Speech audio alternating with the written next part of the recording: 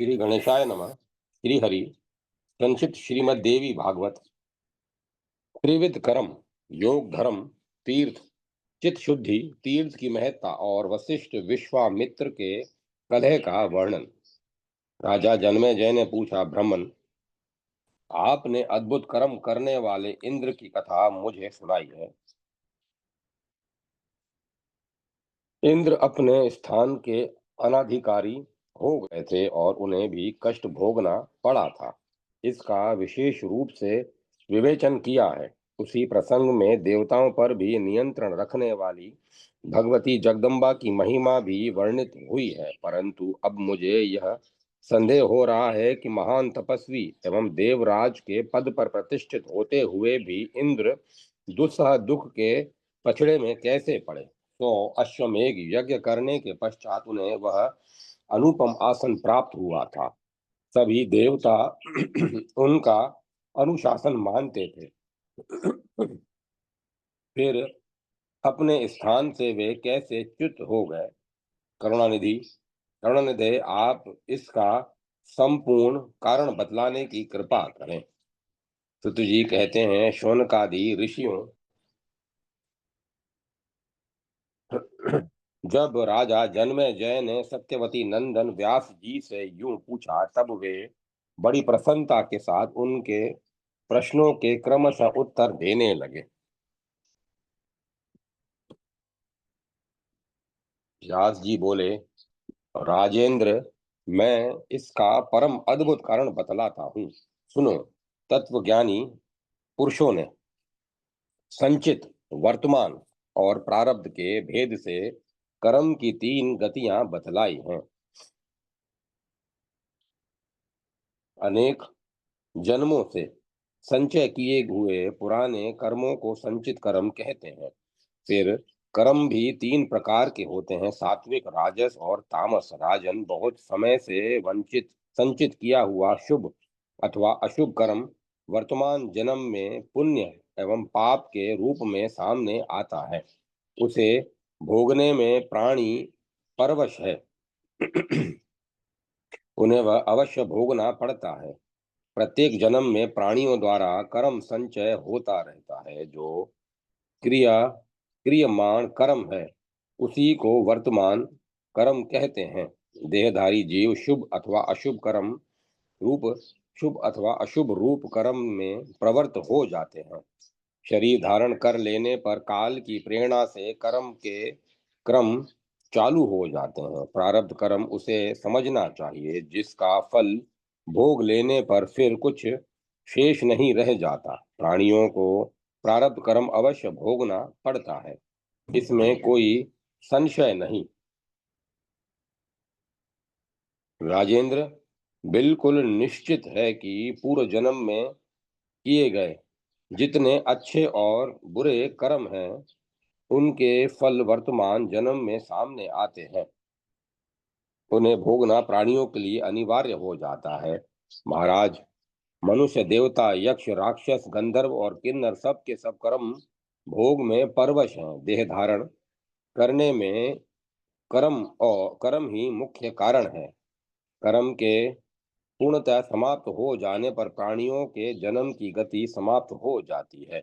इस विषय में किंचन मात्र भी संदेह नहीं करना चाहिए। राजन, इंद्र आदि देवता, दानव, यक्ष और गंधर्व ये सब के सब कर्म के अधीन है। प्राणी जीवन में जो सुख और दुख भोगता है, इसमें पूर्व जन्म कृत कर्म जनित प्रारब्ध भी कारण है।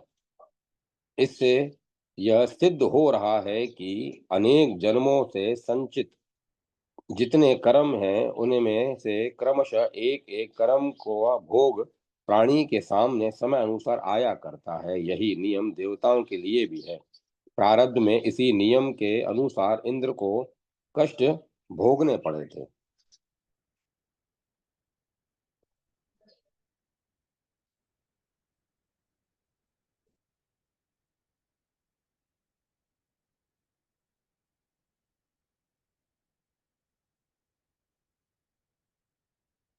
राजन, नर और नारायण ये दोनों धर्म के यहाँ पुत्र रूप में अवतार ले चुके हैं, भगवान नारायण के अंश हैं।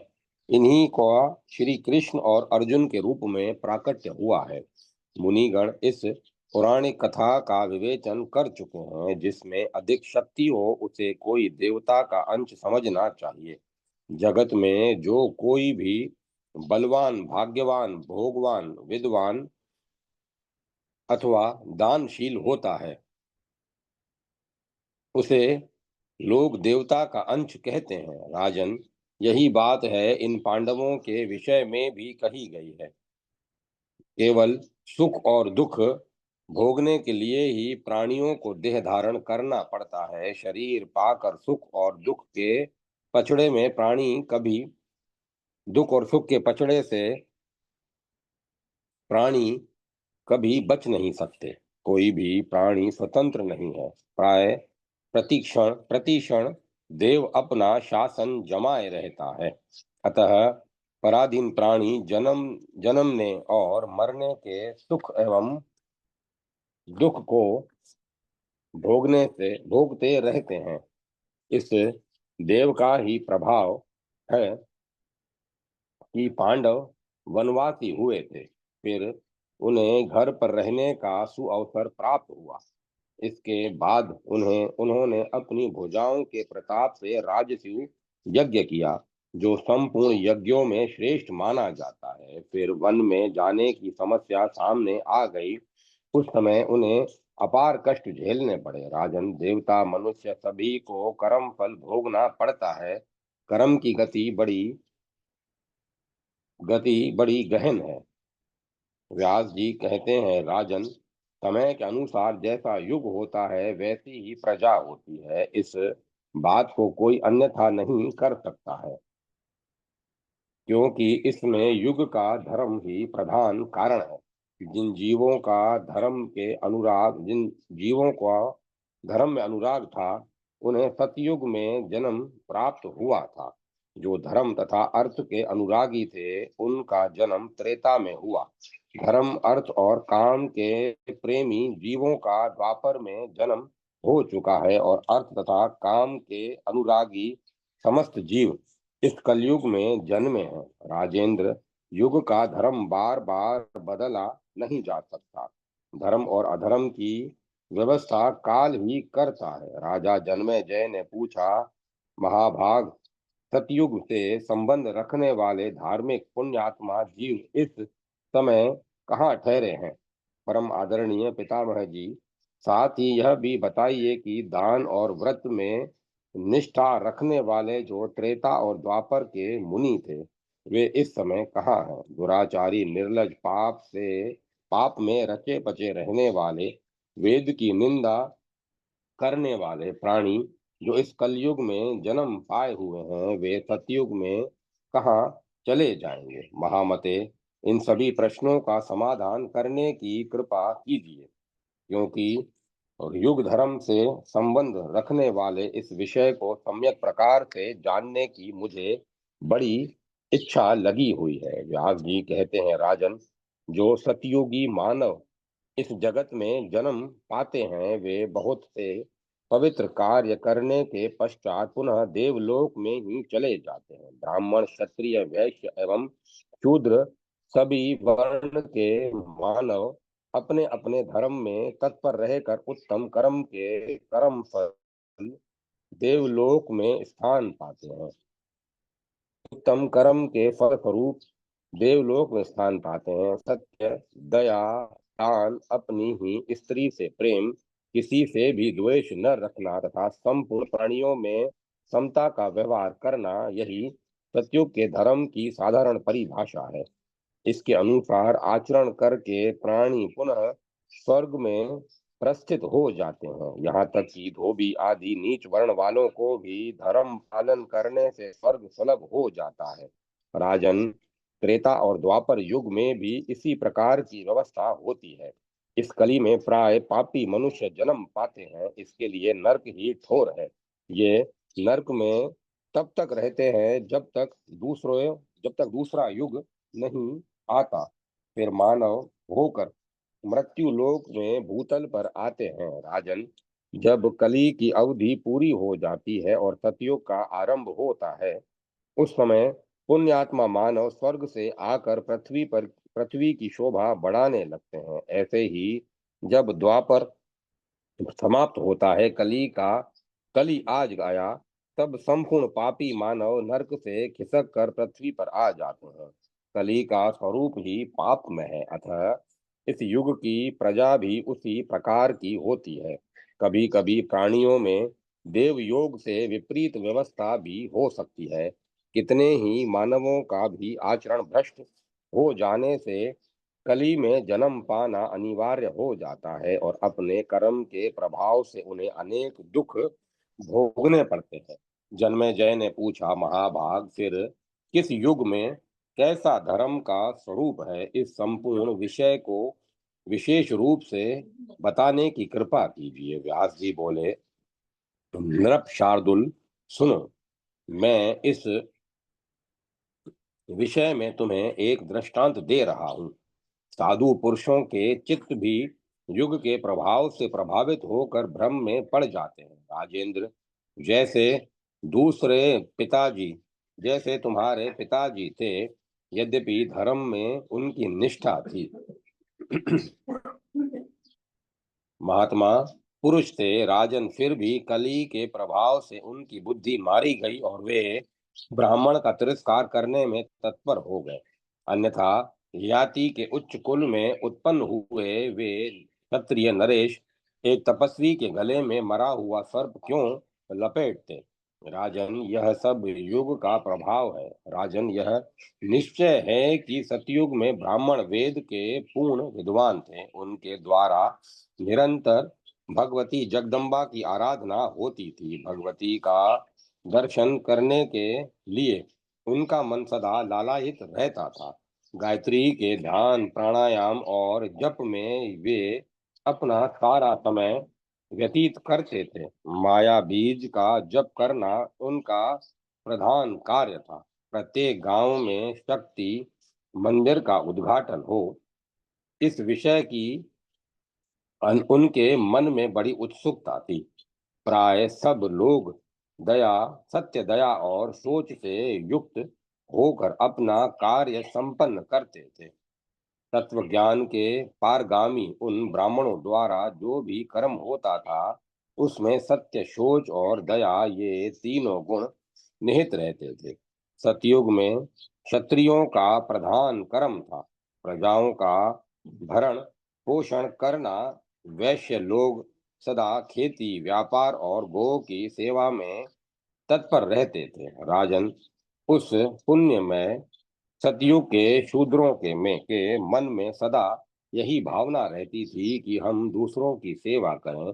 उस श्रेष्ठ युग में प्राय सभी वर्ण भगवती शक्ति जगदम्बा की पूजा करते थे। धर्म की यही स्थिति त्रेता में भी रही, परंतु कुछ ह्रास हो गया था। सतयुग की भी सतयुग की जो स्थिति थी, वह द्वापर में विशेष रूप से कम हो गई। राजन, उन प्राचीन युगों में जो राक्षस समझे जाते थे, वे कली में ब्राह्मण माने जाते हैं, क्योंकि अब के ब्राह्मण प्राय पाखंड करने में तत्पर रहते हैं। दूसरों को ठगना, झूठ बोलना और वैदिक धर्म कर्मों से अलग रहना कलियुगी कलियुगी ब्राह्मणों का स्वाभाविक गुण बन गया है। वे कभी वेद नहीं पढ़ते, शूद्रों की सेवा में तत्पर रहते हैं। दंभ करने वाले लोग कलयुग में चतुर कहलाते हैं। ब्राह्मणों में अभिमान भरा रहता है। अनेक प्रकार के असत धर्मों के प्रचार करने वाले कितने ही ब्राह्मणों का ऐसा स्वभाव बन गया है कि वे वेदों की निंदा करते हैं। उनके मन में क्रूरता भरी रहती है। वे धर्म का कभी पालन नहीं करते और व्यर्थ वाद विवादों में लगे रहते हैं। राजन, जैसे जैसे कली की वृद्धि होती है, वैसे वैसे ही सत्य मूलक धर्म का अभाव होता चला जाता है। क्षत्रिय, वैश्य और शूद्र भी इसी प्रकार के अधार्मिक हो जाते हैं।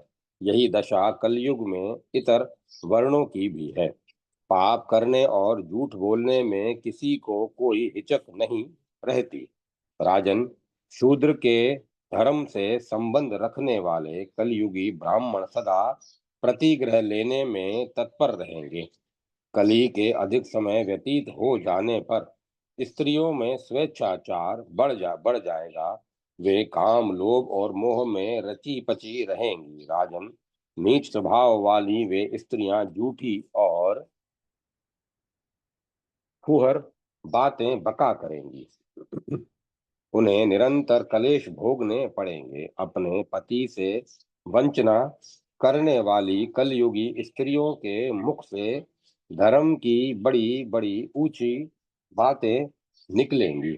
कलयुग की दुराचारणी स्त्रियां स्त्रियों के ये लक्षण हैं। राजन, खान पान शुद्ध होने से चित्त की शुद्धि होती है। राजेंद्र, चित्त शुद्ध होने पर धर्म का विकास होना अनिवार्य है। जब सदाचार में संकरता आ जाती है तब इस दोष से धर्म भी संकर हो जाता है, और जब धर्म संकर हो गया तब वर्ण संकर की उत्पत्ति बिल्कुल निश्चित है। राजन, संपूर्ण धर्मों से हीन कलयुग में इसी प्रकार के प्राणी होते हैं। कली का यह स्वभाव ही है। राजेंद्र, इस कली के स्वभाव से प्रभावित निरंतर पाप करने वाले मनुष्यों का साधारण उपाय से प्रायश्चित भी नहीं हो सकता। जन्मेजय ने पूछा, भगवान, आप समस्त धर्मों के ज्ञाता हैं। आपने संपूर्ण शास्त्रों का गहरा अध्ययन किया है। इस अधर्म बहुल कली में मनुष्यों की क्या गति होगी? यदि इसके परिमार्जन का कोई उपाय हो तो मुझे दया करके उसे बताने की कृपा करें। व्यास जी कहते हैं, महाराज, इसके लिए केवल एक ही उपाय है, दूसरा नहीं। वह उपाय यह है कि संपूर्ण दोषों से छूटने के लिए भगवती जगदम्बा के चरण कमलों का चिंतन करें। राजन, पापों को भस्म करने के लिए भगवती के नाम में इतनी शक्ति है, उतने तो पाप हैं ही नहीं, फिर डरने की क्या आवश्यकता है? यदि खेल ही खेल में विवशता पूर्वक किसी के मुख से भगवती जगदम्बा का नाम उच्चारित हो गया तो उस नाम के प्रभाव से प्राणी को क्या क्या मिल सकता है, इसे जानने में रुद्र आदि सभी देवता असमर्थ हैं।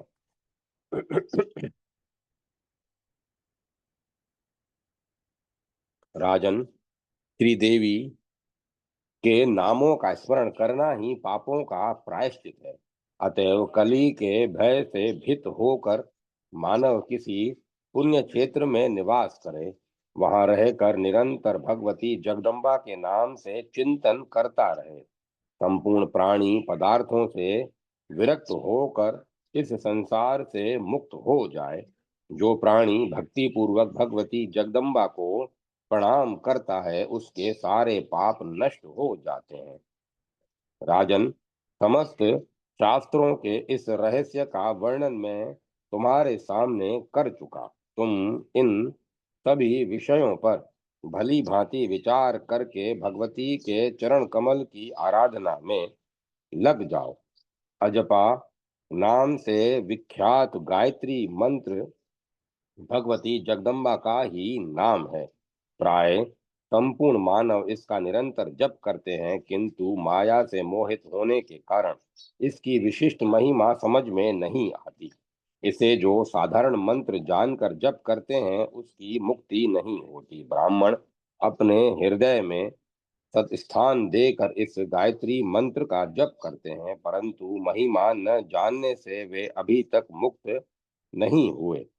इसमें महामाया के प्रभाव की ही विशेषता है। राजन, तुमने युग धर्म की व्यवस्था के विषय में जो कुछ पूछा था उसके उत्तर में ये सारी बातें बता दी।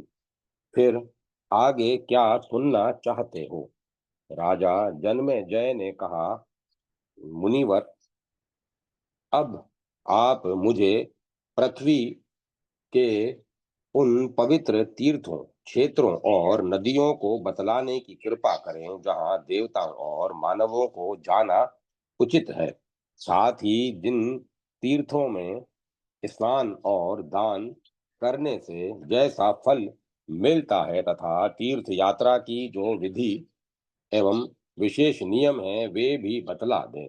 व्यास जी कहते हैं, राजन सुनो, मैं उन विविध तीर्थों का वर्णन करूंगा जहाँ देवियों के विशाल मंदिर शोभा पा रहे हैं। नदियों में गंगा को सबसे श्रेष्ठ माना जाता है। यमुना, सरस्वती, नर्मदा, गड़की, सिंधु, गोमती, तमसा, कावेरी, चंद्रभागा, पुण्या, वेत्रवती, चर्म मतलब चर्मणवती, सरयू, तापी और साबरमती भी गंगा जैसी बड़ी नदियां हैं। राजन, इन नदियों के अतिरिक्त भी सैकड़ों छोटी छोटी नदियां हैं। इन नदियों में समुद्र तक पहुंचने वाली नदियां अधिक पवित्र मानी जाती हैं। जो समुद्र तक नहीं जाती उन्हें अल्प पुण्य माना है। समुद्रगामिनी नदियों में भी जिनमें सदा अथाह जल भरा रहता है वे अधिक पवित्र हैं। सावन और भादो, इन 2 महीनों में सभी नदियां रजस्वला हो जाती हैं क्योंकि बरसात में ग्रामीण गंदे जल बहकर उनमें चले आते हैं। पुष्कर, कुरुक्षेत्र और धर्माण्य ये परम पवित्र क्षेत्र माने जाते हैं। ऐसी ही महिमा प्रभास, प्रयाग, नैमिषारण्य और अर्बुदारण्य की भी बताई गई है। श्रीशैल, गंधमादन और सुमेरु ये पुण्यमय पर्वत है। उनके सरोवरों में मानस सरोवर सर्वोत्कृष्ट कहा जाता है। बिंदुसर और अक्षोदरसर अक्षोदर अक्षोदसर को भी परम पावन मानते हैं। आत्मचिंतन करने वाले मुनियों के बहुत से आश्रम उन सरोवरों की शोभा बढ़ाते हैं। बद्री का आश्रम अत्यंत पवित्र स्थान है, यह बात सर्वत्र प्रसिद्ध है। इसी स्थान पर रहकर नर और नारायण नामक 2 मुनियों ने कठोर तपस्या की है। वामनाश्रम और सत्य शुपाश्रम भी प्रसिद्ध है। जो मुनि यहाँ जहाँ रहकर तपस्या कर चुके हैं वह स्थान उन्हीं के नाम से प्रसिद्ध हुआ है। राजन, इस प्रकार असंख्य पवित्र स्थान भूमंडल पर हैं। मुनियों ने इन सबको अत्यंत पावन बतलाया है। भूपते, इन स्थानों में प्राय सर्वत्र भगवती जगदम्बा के मंदिर हैं। कुछ ऐसे तीर्थ भी हैं जिनका नियमतः दर्शन कर लेने से पापों का उच्छेद हो जाता है। उन तीर्थों का प्रसंग आगे चलकर वर्णन करूंगा। राजन, दान, व्रत, यज्ञ और तपस्या ये सभी पुण्यमय कर्म है। इनका भी संक्षेप से निरूपण होगा। तीर्थ जप और तीर्थ तप और दान द्रव्य शुद्धि, क्रिया शुद्धि और मन शुद्धि के ऊपर निर्भर है, अन्यथा ये समुचित फल नहीं दे सकते। राजन, द्रव्य शुद्धि और क्रिया शुद्धि तो कदाचित मिल भी सकती है, परंतु मन की शुद्धि प्राय सबके लिए दुर्लभ है, क्योंकि यह चंचल मन अनेक विषयों में चक्कर लगाया जा करता है।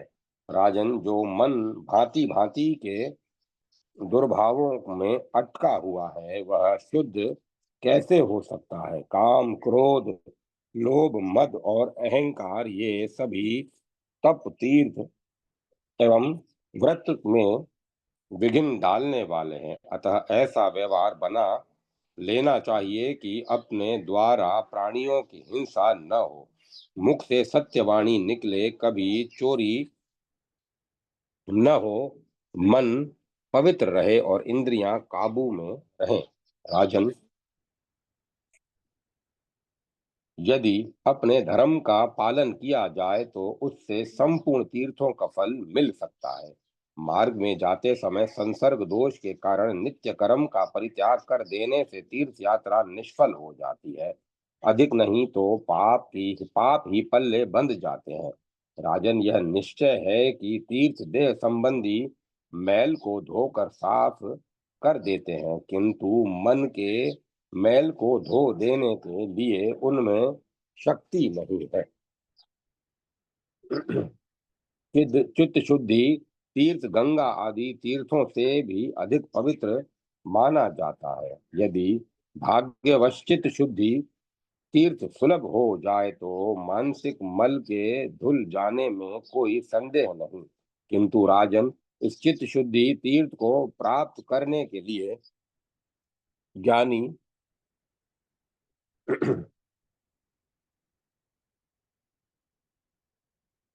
ज्ञानी पुरुषों के सत्संग की विशेष आवश्यकता है। वेद शास्त्र व्रत तप यज्ञ और दान से चित्त शुद्धि तीर्थ का प्राप्त होना बहुत कठिन है। वशिष्ठ जी ब्रह्मा जी के पुत्र थे। उन्होंने वेद और विद्या का सम्यक प्रकार से अध्ययन किया था, गंगा के तट पर निवास करते थे। यद्यपि तथापि द्वेष के कारण विश्वामित्र के साथ उनका विमनस्य हो गया और दोनों ने परस्पर शाप दे दिया। दोनों ने परस्पर शाप दे दिए थे और उनमें भयंकर युद्ध होने लगा था। व्यास जी कहते हैं, राजन, दोनों मुनि आपस में लड़ झगड़ रहे थे। यह देखकर लोक पितामह ब्रह्मा जी वहां पधारे। परम दयालु संपूर्ण देवता गण भी ब्रह्मा जी के साथ आ आए थे। पितामह ब्रह्मा जी ने वशिष्ठ और विश्वामित्र दोनों को समझा बुझाकर युद्ध से विरक्त किया। साथ ही वे दोनों मुनि आपस में जो एक दूसरे को शाप दे चुके थे उसका भी परिमार्जन कर दिया। तदंतर समस्त देवता अपने स्थान पर पधार गए। वशिष्ठ और विश्वामित्र भी अपने अपने आश्रम पर चले गए। ब्रह्मा जी के उपदेश के प्रभाव से उन दोनों मुनियों में फिर प्रेम भाव हो गया। राजन, इस प्रकार वशिष्ठ और विश्वामित्र का परस्पर युद्ध छिड़ गया था, जिससे उन दोनों को ही महान कष्ट भोगना पड़ा। नरेंद्र, दानव, मानव और देव योनियों से संबंध रखने वाला कौन ऐसा व्यक्ति जगत में है जो अहंकार पर विजय प्राप्त करके निरंतर सुख से समय व्यतीत करता हो। इससे यह सिद्ध हो रहा है कि श्रेष्ठ पुरुषों के लिए भी चित्त का शुद्ध होना बड़ा कठिन है। अतः सम्यक प्रकार से चित्त को शुद्ध कर लेना ही परम आवश्यक है। अन्यथा तीर्थ, सत्य, दान तथा धर्म में के जितने साधन हैं वे सब के सब कोई विशेष प्रयोजन सिद्ध नहीं कर सकते। श्रद्धा भी तीन प्रकार की बतलाई गई है, सात्विकी, राजसी और तामसी। धर्म और कर्म में संलग्न प्राणियों के हृदय में उनका स्थान निश्चित रहता है। यथोक्त फल देने वाली सात्विकी श्रद्धा जगत में प्राय सुलभ दुर्लभ है। राजसी श्रद्धा भी विधि पूर्वक बनी रहे तो सात्विकी श्रद्धा का आधा फल उसे मिल सकता है। राजेंद्र, कर्म और क्रोध काम और क्रोध काम और क्रोध के परायण मनुष्यों में जो तामसी श्रद्धा स्थान जमाए रहती है उससे किसी प्रयोजन की शुद्धि नहीं हो सकती। उससे किसी प्रकार की बड़ाई मिलना ही असंभव है। अतएव सत्संग एवं वेदांत श्रवण आदि के प्रभाव से चित्त की वासनाओं को दूर करके तीर्थों में रहने की व्यवस्था करनी चाहिए। वहां रहकर भगवती जगदम्बा की निरंतर आराधना करनी चाहिए। कली के दोष से भयभीत होकर सदा भगवती के नामों का उच्चारण करते रहना चाहिए। भगवती के लीला यशों का गान और उनके चरण कमलों का ध्यान करना ही प्रधान कर्तव्य है। इस प्रकार का सत्कर्मशील मनुष्य कभी भी कली के भय से आक्रांत नहीं हो सकता। यह साधन पातकी जन को भी बड़ी सुगमता के साथ संसार से मुक्त कर देने वाला है।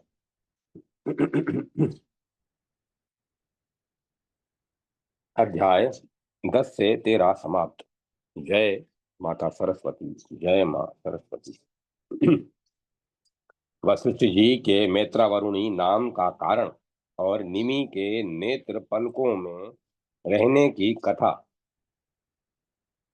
राजा जन्मेजय ने पूछा, महाभाग वशिष्ठ जी तो ब्रह्मा जी के पुत्र माने जाते हैं, उनका नाम मेत्रावरुणी कैसे पड़ गया? क्या उन्होंने ऐसा कर्म किया था अथवा उनमें ऐसे ही गुण थे जिससे उनकी यह संज्ञा पड़ गई? मुनिवर, आप सर्वश्रेष्ठ वक्ता हैं। वशिष्ठ जी मेत्रावरुणी क्यों कहलाते हैं, इसका कारण मुझे बताने की कृपा करें। व्यास जी कहते हैं, राजेंद्र सुनो। वशिष्ठ जी ब्रह्मा जी के पुत्र होते हुए भी निमि के शाप से पूर्व जन्म लेने के लिए विवश हो गए और उन महान तेजस्वी मुनि को वह शरीर त्याग देना पड़ा। राजन, मित्र और वरुण के यहाँ उनकी उत्पत्ति हुई थी। इसी से इस जगत में सर्वत्र मैत्रावरुणी के नाम से वे विख्यात हुए।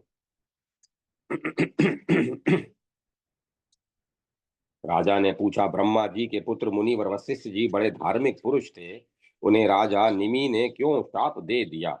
मुने वशिष्ठ जी कभी किसी का कुछ भी अभिष्ट नहीं करते थे, फिर राजा ने उन्हें कैसे शाप दिया? प्रभु, आप बड़े धर्मज्ञ पुरुष हैं, शाप का मूल कारण बताने की कृपा कीजिए। व्यास जी कहते हैं, राजन, इसका निर्णित कारण तो मैं तुम्हें पहले ही बता चुका हूँ। 3 प्रकार के माइक गुणों से यह सारा जगत व्याप्त है। राजा धर्म पूर्वक राज्य करें, तपस्वी लोग तपस्या करें, यह स्वाभाविक कर्म है। किंतु माइक गुणों से विद्ध होने के कारण जैसा शुद्ध भाव होना चाहिए वैसा नहीं हो पाता। शासक राजाओं में काम और क्रोध भरे रहते हैं। कठिन तपस्या करने वाले मुनियों के हृदय से भी लोभ और अहंकार की मात्रा पूरी नष्ट नहीं हो पाती। फिर उत्तम फल कैसे मिले?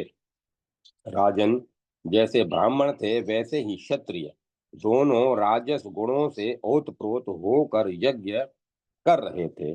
उसी बीच वशिष्ठ ने निमि को और निमि ने वशिष्ठ को शाप दे दिया और इस प्रकार वे दोनों अपार संकट में पड़ गए। भूपाल, इस त्रिगुणात्मक संसार में द्रव्य शुद्धि, क्रिया शुद्धि और मन शुद्धि प्राणियों के लिए बड़ी दुर्लभ वस्तु है।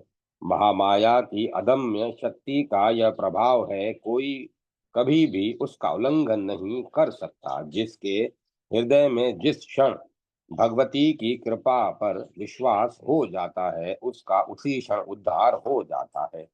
त्रिलोकी में ऐसा कोई भी नहीं है जो भगवती महामाया का रहस्य पूरा समझता हो। ये तथापि वे भक्त के वश हो ही जाती है, यह निश्चित बात है। अतएव भगवती जगदम्बा की भक्ति करना परम आवश्यक है। इससे अंतःकरण का दोष भी समूल नष्ट हो जाता है। हाँ, कहीं भक्ति में राग द्वेष और दंभ आ गया तब तो वह उल्टे नाश का कारण बन जाती है। इक्ष्वाकु के कुल में उत्पन्न हुए एक राजा थे, उनका नाम निमि था। वे बड़े सुंदर, गुणी, धर्मज्ञ और प्रजा के प्रेमी थे। कभी झूठ नहीं बोलते थे। दान करना उनका नित्य नियम था। यज्ञ करने में उनकी विशेष रुचि थी। वे बड़े दानी और पुण्यात्मा थे। उन बुद्धिमान निमि को इक्ष्वाकु का 12वां पुत्र माना जाता है। वे सदा प्रजा की रक्षा में तत्पर रहते थे।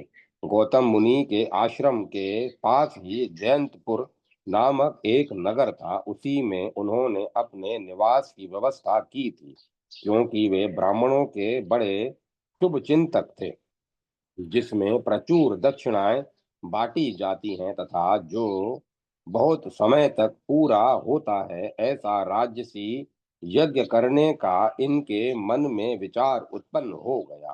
राजन, तब निमि ने अपने पिता इक्ष्वाकु से आज्ञा लेकर महात्माओं के कथनानुसार यज्ञ की सारी सामग्री सामग्री तैयार करवा ली।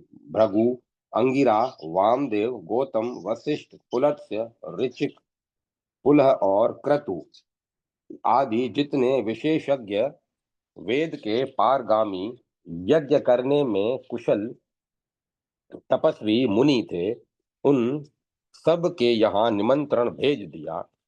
जब संपूर्ण उपयोगी सामान एकत्रित हो गया, तब धर्मज्ञ राजा निमि ने अपने गुरु वशिष्ठ जी की पूजा की और बड़ी नम्रता के साथ कहा, मुनिवर कृपा सिंधो, मैं यज्ञ करना चाहता हूँ, आप इसके आचार्य हो जाइए। आप सर्वज्ञानी पुरुष मेरे गुरु हैं, अतः अब यह मेरा कार्य आपके ऊपर निर्भर है। यज्ञ संबंधी सभी वस्तुओं का संग्रह कराकर मैंने उनकी शुद्धि करा ली है। मेरे मन में ऐसा विचार है, मैं 5 वर्ष के लिए यज्ञ में दीक्षित हो जाऊं। मैं विधि पूर्वक वह यज्ञ करना चाहता हूं, जिसमें भगवती जगदम्बा की विशेष रूप से आराधना की जाए, क्योंकि उनकी प्रसन्नता ही मेरे यज्ञ का उद्देश्य है। राजा निमि की उपयुक्त बातें सुनकर वशिष्ठ जी ने उनसे कहा, राजेंद्र, तुमसे पहले ही मुझको इंद्र ने यज्ञ कराने के लिए वर्ण कर लिया है। पराशक्ति नामक यज्ञ करने के लिए वे तैयार हैं। उन्होंने 500 वर्ष तक यज्ञ करने की दीक्षा ले ली है। अतएव राजन, तब तक तुम इन सामग्रियों को सुरक्षित रखो। इंद्र का यज्ञ समाप्त होने पर इस कार्य से निवृत्त होकर मैं तुरंत तुम्हारे यहाँ आ जाऊंगा। यह समय उस समय तक तुम्हें सब सामग्रियां सुरक्षित रखनी चाहिए। राजा ने कहा, ब्राह्मण, यज्ञ के निमित्त में बहुत से अन्य मुनियों को भी निमंत्रित कर चुका हूँ। यज्ञ की सारी वस्तुएं भी जुट जुट गई हैं। फिर इतने लंबे समय तक मैं कैसे उन्हें संभाले रहूंगा। गुरुदेव, आप इस इक्ष्वाकु वंश के नित्य आचार्य हैं। वेदों का कोई भी अंश आपसे अविदित नहीं है। द्विजवर, आप क्यों इस समय मेरा कार्य न कराकर अन्यत्र जाने के लिए तैयार हो रहे हैं? ऐसा काम करना तो आपके लिए शोभा नहीं देता। राजन, निमि के इस प्रकार रोकने पर भी वे इंद्र के यज्ञ में चले गए। इससे राजा का मन बिल्कुल उदास हो गया। तत्पश्चात उन्होंने गौतम मुनि को अपना आचार्य बनाया और हिमालय पर्वत के सन्निकट समुद्र के किनारे जाकर वे यज्ञ में दीक्षित हो गए। राजन, महाराज निमि ने उस यज्ञ में ब्राह्मणों को प्रचुर दक्षिणाएं बांटी। उन्होंने बहुत सा धन और गौएं देकर ऋत्विजों को की पूजा की। प्राय सभी बड़े प्रसन्न थे। इधर 500 वर्षों की अवधि वाला इंद्र का यज्ञ जब समाप्त हो गया, तब वशिष्ठ जी राजा निमि का यज्ञ देखने के विचार से वहां आए। राजा से भेंट कर लूं, यूं सोचकर कुछ देर तक वे वहां रुके रहे। उस समय राजा निमि सोए हुए थे, उन्हें गहरी नींद आ गई थी। नौकरों ने राजा को जगाया नहीं, जिससे वे मुनि के पास नहीं जा सके। इससे वशिष्ठ जी ने सोचा कि राजा मेरा अपमान कर रहे हैं, अतः उनके मन में क्रोध उत्पन्न हो गया। निमि का सेवा में उपस्थित न होना ही मुनि के रोष का कारण बन गया था। क्रोध के वशीभूत होकर उन्होंने राजा को शाप दे दिया। कहा, तुमने मुझे तुमने मुझ जैसे अपने गुरु को छोड़कर दूसरे को गुरु बना लिया। राजन, यूं मेरा अपमान करके तुम यज्ञ में दीक्षित हो गए। अरे मूर्ख, मेरे मना करने पर भी तुम रुक न सके, अतः आज से तुम विदेह हो जाओगे। राजन, तुम्हारा यह शरीर नष्ट हो जाए, विदेह हो जाओ। व्यास जी कहते हैं, राजन मुनि का यह शाप सुनकर सेवकों ने तुरंत महाराज निमि को जगाया और वशिष्ठ जी बड़े कुपित हो गए हैं इसकी सूचना उन्हें दी। राजा के अंतःकरण में कोई दुर्भावना नहीं थी। वे तुरंत क्रोध में भरे हुए मुनि के पास आ गए। उन्होंने मीठे शब्दों में युक्ति पूर्वक सार गर्भित बातें आरंभ की। कहा, धर्म के पूर्ण ज्ञाता गुरुदेव, मेरा कोई अपराध नहीं है। मैं आपका यजमान हूँ। मेरे बार बार प्रार्थना करने पर भी आपने मुझे ठुकरा दिया और लोभ में पड़कर आप अन्यत्र चले गए। द्विजवर, ऐसा निंदित कर्म करने पर भी आपके मन में संकोच नहीं हुआ। विप्रवर, ब्राह्मण को तो सदा संतुष्ट रहना चाहिए। इस धार्मिक सिद्धांत को आप भली भांति जानते हैं। आप साक्षात ब्रह्मा जी के पुत्र हैं। वेद और वेदांग का सर्वोत्कृष्ट ज्ञान आपको प्राप्त है। ब्राह्मण के धर्म की गति बड़ी गहन है। इसे समझना अत्यंत कठिन कार्य है। आप इस सूक्ष्म धर्म को न समझने के कारण ही मुझे अपना अपराधी जानकर व्यर्थ शाप दे रहे हैं। विद्वान पुरुषों को चाहिए कि क्रोध को सदा के लिए त्याग दें, क्योंकि वह चांडाल से भी बढ़कर अस्पर्श है। इस क्रोध का ही परिणाम है कि आपने अकारण मुझे शाप दे दिया। अतः मैं भी आपको यह शाप दे रहा हूँ कि आपका भी यह क्रोध भाजन शरीर शीघ्र नष्ट हो जाए। इस प्रकार मुनिवर वशिष्ठ और राजा निमि दोनों परस्पर शाप के भागी बन गए। शाप लग जाने पर उन दोनों के चित्त चिंतित हो उठे। वशिष्ठ जी के मन में बड़ी खलबली मच गई। अतः वे ब्रह्मा जी की शरण में गए और राजा ने तो कठिन शाप दे दिया था, वह उनसे प्रार्थना पूर्वक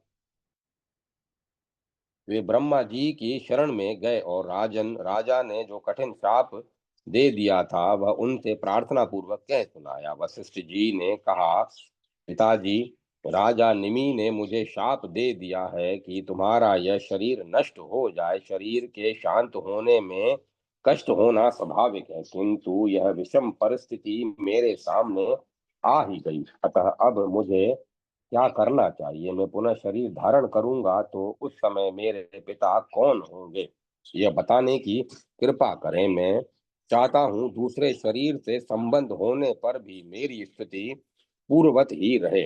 मेरे इस शरीर में जैसा ज्ञान सुलभ है, वैसा ही दूसरे शरीर पाने पर भी मुझे प्राप्त रहे।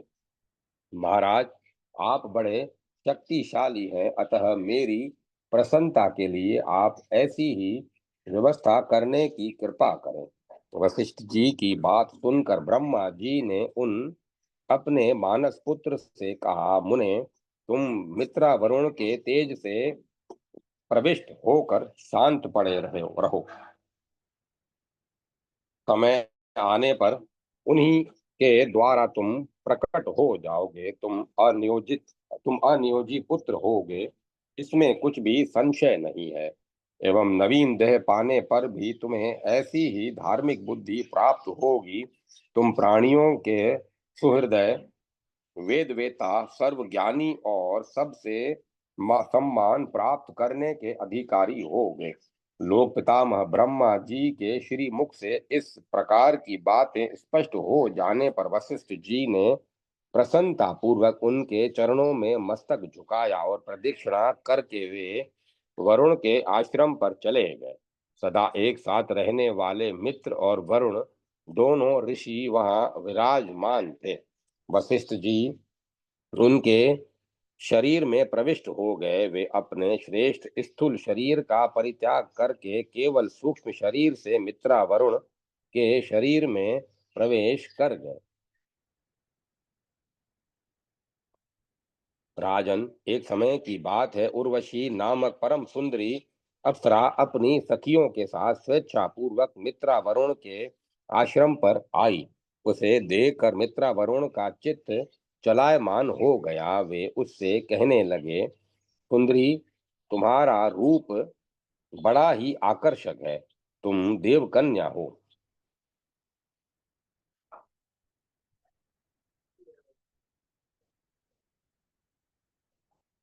सुंदरी, तुम्हारा रूप बड़ा ही आकर्षक है। तुम देव कन्या हो, अतः तुम हमें वरण कर लो। वर वर्णनी, इस आश्रम पर स्वच्छंदता पूर्वक आनंद का अनुभव करो। इस प्रकार कहने पर वह उर्वशी अप्सरा कुछ समय तक वहां ठहर गई। उस सुंदरी अप्सरा से मुनि का अभिप्राय अविदित रहा। उनके प्रति प्रेम प्रकट करते हुए उसने वहां रहना स्वीकार कर लिया। संयोगवश वहीं एक खुले मुख का घड़ा पड़ा हुआ था। उर्वशी से बातचीत हो रही थी, इतने में ही मित्रा वरुण का वीर्य स्खलित होकर उस घड़े में गिर पड़ा। राजन, उसी से अत्यंत मनोहर दो मुनि कुमार प्रकट हो गए। प्रथम बालक का नाम अगस्ती पड़ा और दूसरे का वशिष्ठ। मित्रा वरुण के वीर से उत्पन्न ये दोनों मुनि महान तपस्वी और ऋषियों में प्रधान हुए। अगस्ती में तपस्या की अटूट श्रद्धा थी, अतः बचपन में ही वे वन में चले गए। दूसरे बालक वशिष्ठ को इक्ष्वाकु ने पुरोहित के रूप में वरण कर लिया। राजन, तुम्हारा यह वंश सुखी रहे, इस विचार से महाराज इक्ष्वाकु ने वशिष्ठ के पालन पोषण की समुचित व्यवस्था कर दी। राजन, ये सब कथाएं तुम्हें सुना चुका। इस प्रकार शाप लग जाने के कारण वशिष्ठ जी को मित्रा वरुण के कुल में दूसरा शरीर धारण करना पड़ा। यह प्रसंग इससे स्पष्ट हो जाता है। राजा जन्मेजय ने कहा, मुने, आपने वशिष्ठ के देह धारण करने की बात तो बतला दी, अब निमि को पुनः शरीर कैसे मिला, यह प्रसंग भी मुझे बताने की कृपा करें। व्यास जी कहते हैं, राजन, जैसे वशिष्ठ जी को पुनः शरीर प्राप्त हुआ, वैसे ही शाप लगने के पश्चात राजा निमि पुनः शरीरधारी नहीं हुए। जिस समय मुनि ने शाप दिया, उस समय राजा यज्ञ में दीक्षित थे। उन्होंने जितने ब्राह्मणों को ऋत्विज के रूप में वर्ण किया था, वे सभी आपस में विचार करने लगे, अहो, ये धर्मात्मा नरेश यज्ञ में दीक्षित हैं, अभी यज्ञ का काम अधूरा ही है। इसी बीच ये मुनि के शाप से जले जा रहे हैं। ऐसी विषम परिस्थिति में अब हमें क्या करना चाहिए? तदंतर उन ऋत्विजों ने अनेक प्रकार के मंत्रों का प्रयोग करके महामना निमि के शरीर को सुरक्षित रखा। उनके श्वास की गति समाप्त नहीं हो सकी। मंत्र की शक्ति से निर्विकार आत्मा शरीर में प्रतिष्ठित रहा। ब्राह्मणों ने भांति भांति की पुष्पमालाओं और चंदनों से उस आत्मा को सुपूजित कर रखा था। यज्ञ समाप्त हो जाने पर इंद्र आदि समस्त देवता वहां पधारे। राजन, ऋत्विजों ने आए हुए उन संपूर्ण देवताओं की समुचित स्तुति की। इससे वे परम प्रसन्न हो गए। तब उन ब्राह्मणों ने प्रार्थना पूर्वक राजा की स्थिति देवताओं के सामने उपस्थित कर दी। अतः दुखी नरेश के प्रति देवताओं ने कहा, उत्तम व्रत का पालन करने वाले राजन, हम प्रसन्न हैं, तुम वर मांग लो। राजऋषि, तुम्हारे इस यज्ञ के प्रभाव से तुम्हें सर्वोत्तम जन्म मिल सकता है। देव शरीर अथवा मानव शरीर जो भी तुम्हें अभिष्ट हो प्राप्त कर सकते हो। जैसे तुम्हारे पुरोहित वशिष्ठ अपने सुख और सुविधा के अनुसार मृत्यु लोक में शरीर धारण किए हुए हैं। देवताओं के यूं कहने पर निमि की आत्मा परम संतुष्ट होकर बोल उठी, महाभाग, देवताओं में सदा जन्मने और मरने वाले इस शरीर में रहना बिल्कुल पसंद नहीं करता। मैं चाहता हूँ संपूर्ण प्राणी जिसके द्वारा देखते हैं, उसी वस्तु में रहने का सुअवसर मुझे प्राप्त हो। अखिल प्राणियों के नेत्रों में वायु बनकर मैं विचरा करूं। राजन, जब निमि की आत्मा ने देवताओं के सामने यूं अपनी अभिलाषा प्रकट की, तब वे उससे कहने लगे, महाराज, इसके लिए तुम सब पर शासन करने वाली कल्याण स्वरूपिणी भगवती जगदम्बा की प्रार्थना करो। तुम्हारे इस यज्ञ से वे परम प्रसन्न हैं। उन्हीं की कृपा से तुम्हारा यह मनोरथ पूर्ण होगा। देवताओं देवताओं के यूं कहने पर निमि ने अनेक प्रकार के दिव्य स्तोत्रों के द्वारा भक्ति पूर्वक गदगद वाणी से देवी से प्रार्थना की। इससे प्रसन्न होकर देवी ने राजा निमि को साक्षात दर्शन दिए। उनके विग्रह से ऐसा प्रकाश फैल रहा था मानो करोड़ों सूर्य एक साथ चमक रहे हों। प्रत्येक अंग से सुकुमारता प्रकट हो रही थी। देवी की ऐसी अपूर्व झांकी पाकर सब के सब आनंद में निमग्न हो गए। सभी अपने को सफल मनोरथ समझने लगे। राजन, देवी को प्रसन्न जानकर निमि ने उनसे वर मांगा। माता, आप मुझे ऐसा निर्मल ज्ञान देने की कृपा कीजिए जिससे मैं मुक्त हो सकूं, और मेरी यह अभिलाषा है कि संपूर्ण प्राणियों के नेत्रों में ठहरने का सुयोग्य सुयोग मुझे प्राप्त हो। का जब भगवती जगदम्बिका निमि पर प्रसन्न तो थी ही। उन्होंने उनसे कहा, राजन, तुम्हें शुद्ध ज्ञान अवश्य प्राप्त होगा। तुम्हारा प्रारब्ध भोग समाप्त नहीं हुआ है। अतः समस्त चराचर प्राणियों के नेत्रों में तुम्हें रहना होगा। तुम्हारे प्रभाव से ही प्राणियों की आंखों में पलक गिरने की शक्ति रहेगी। अतएव मनुष्य, पशु और पक्षी ये पलक गिराने वाले प्राणी कहलाएंगे। देवता इस स्थिति से पृथक हैं। पलकें न गिरने से उनकी अनिमिष संज्ञा होगी।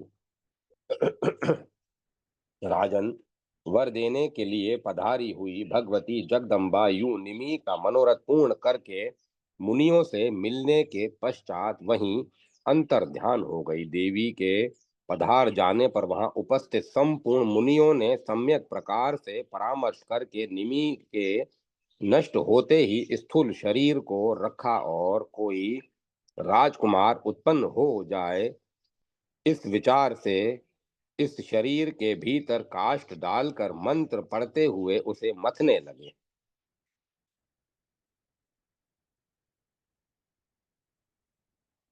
साथ ही साथ मंत्र पूर्वक हवन भी होता रहा।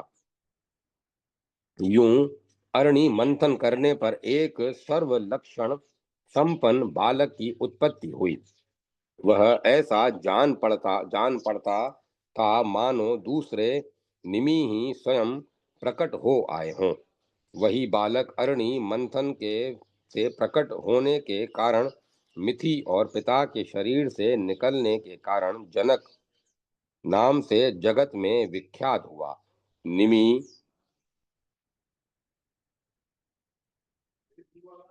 के विदेह होने से उनके कुल में जितने नरेश हुए वे सभी विदेह कहलाने लगे। इस प्रकार निमि के से राजा जनक की उत्पत्ति हो गई कही गई है। उन्होंने गंगा के तट पर एक नगरी बसा ली जो बड़ी ही मनोहर है। मिथिला नाम से वह नगर जगत प्रसिद्ध है। इस वंश में जो जो राजा उत्पन्न होते हैं उन सभी को जनक की उपाधि मिलती है। उन परम ज्ञानी राजाओं को लोग विदेह भी कहते हैं। राजन, निमि की यही उत्तम कथा है जो मैं वर्णन कर चुका। उन्हें शाप लग जाने से विदेह हो जाना पड़ा था। ये बातें विशद रूप से बतला दी। राजा जन्मेजय ने कहा, भगवान निमि ने वशिष्ठ जी को शाप दे दिया था। इसका कारण अभी आप बता चुके हैं, परंतु वशिष्ठ जी ब्राह्मण थे और राजा ने उन्हें अपना पुरोहित बना रखा था। फिर ऐसे मुनि को राजा ने शाप क्यों दे दिया? वशिष्ठ जी को ब्राह्मण और गुरु समझकर भी राजा निमि अपना क्षमा भाव नहीं रख सके। इक्ष्वाकु कुल भूषण उन नरेश ने धर्म के रहस्य को जानते हुए विक्रोधवश वशिष्ठ जी को और ब्राह्मण एवं गुरु के पद पर प्रतिष्ठित थे क्यों शाप दे दिया। व्यास जी कहते हैं, राजन, अजितेंद्रिय व्यक्ति के लिए क्षमा बड़ी ही दुर्लभ वस्तु है। जगत में क्षमाशील पुरुष मिल जाएं, यह कठिन बात है। सो भी आ, अपकार करने की शक्ति रखते हुए मुनि का स्वभाव होना चाहिए कि वह किसी में आसक्ति न रखे तथा तपस्या करे, निद्रा और भूख प्यास को जीतकर योग के अभ्यास में तत्पर रहे।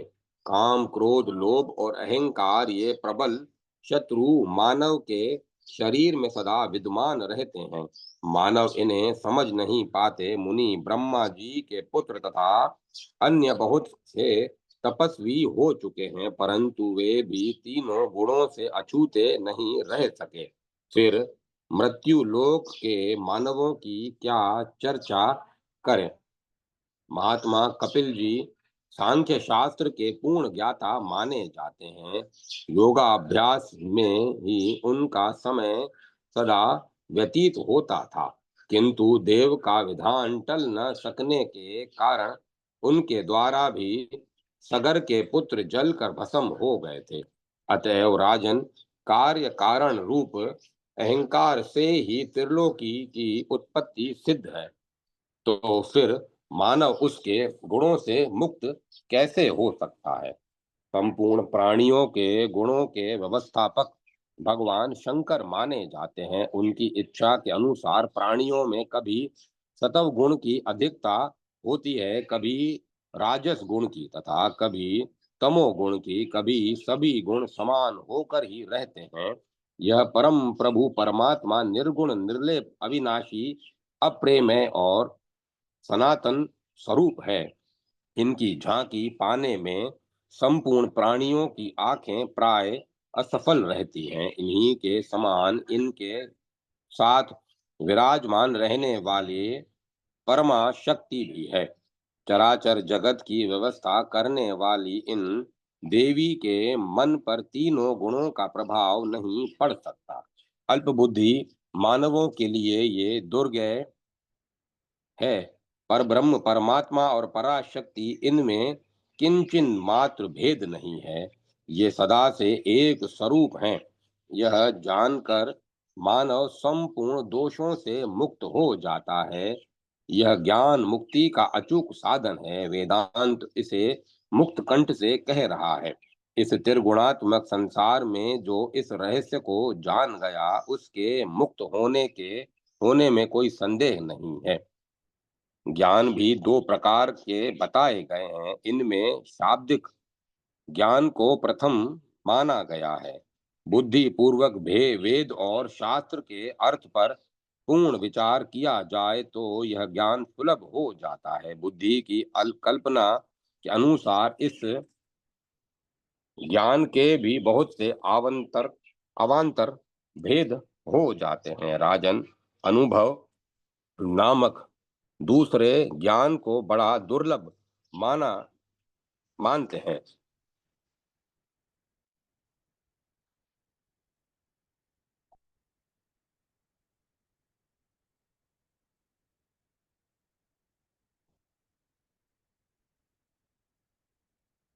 यह ज्ञान वह ज्ञान तब मिल सकता है जब उसके जानकार पुरुष के साथ रहने का सुअवसर प्राप्त हो।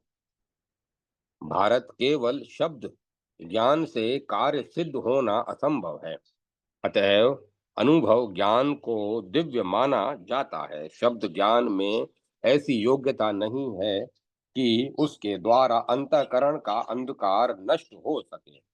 जिसे जैसे दीपक की चर्चा करने से अंधकार का अभाव संभव है, कर्म वह है जिससे प्राणी बंधन में न पड़े, और विद्या उसे कहते हैं जो मुक्ति की साधिका हो।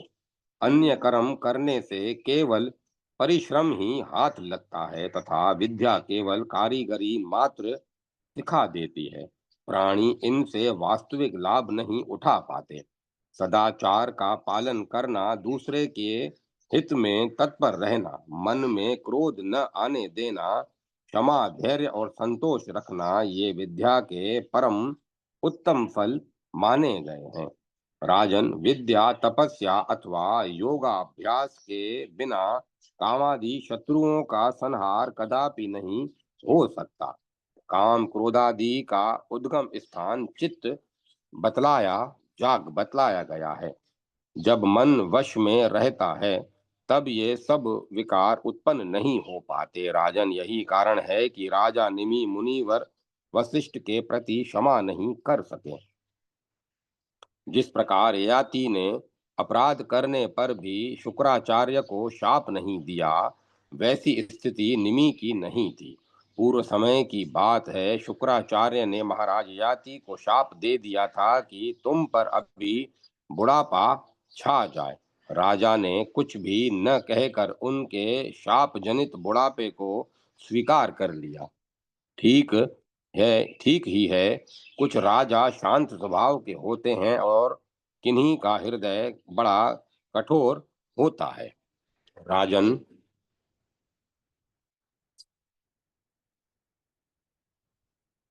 सभी का स्वभाव एक सरी का नहीं होता, अतः किसको दोषी ठहराया जाए।